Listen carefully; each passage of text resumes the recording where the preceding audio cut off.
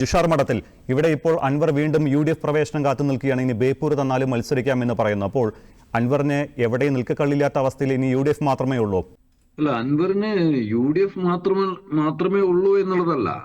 ഞാൻ നേരത്തെ സൂചിപ്പിച്ചില്ല, ചില സമരങ്ങൾ ഏറ്റെടുക്കുമ്പോൾ അവിടുത്തെ ഭരണത്തിലിരിക്കുന്ന ഒരു സർക്കാരിനെതിരെ ഒരു ചെറു പാർട്ടി ഇപ്പോ കേരളത്തിൽ രൂപീകൃതമായിട്ടുള്ളൂ തൃണമൂൽ കോൺഗ്രസ്. ആ തൃണമൂൽ കോൺഗ്രസിന് മാത്രമായിട്ട് ചില സമരങ്ങൾ ഏറ്റെടുക്കാനുള്ള ബുദ്ധിമുട്ടുകൾ അല്ലെങ്കിൽ ജനങ്ങളുടെ ആവശ്യം നിറവേറ്റി കൊടുക്കാൻ അത് ഒരു മുന്നണിയുടെ ഭാഗമായി നിന്നാൽ കഴിയുമെന്ന ചില തിരിച്ചറിവുകളാണ് UDF-ലേക്ക് പോവുക എന്നുള്ളത്. അത് UDF-ലേക്ക് പോവാൻ കഴിഞ്ഞിട്ടില്ല എന്നുണ്ടെന്നുണ്ടെങ്കിൽ തീർച്ചയായിട്ടും തൃണമൂൽ കോൺഗ്രസ് വരും കാലങ്ങളിൽ സ്വയം തന്നെ ഇവിടെ സ്വന്തമായി മത്സരിക്കാനും അതേപോലെ തന്നെ സ്വന്തമായിട്ടുള്ള സമര പോരാട്ടങ്ങൾ ഉണ്ടാക്കിയെടുക്കാനും നടത്തും. ഇവിടെ ഇടതുപക്ഷ നിരീക്ഷകൻ ഇവിടെ സമയമില്ലാത്തതുകൊണ്ടാണ് ഞാൻ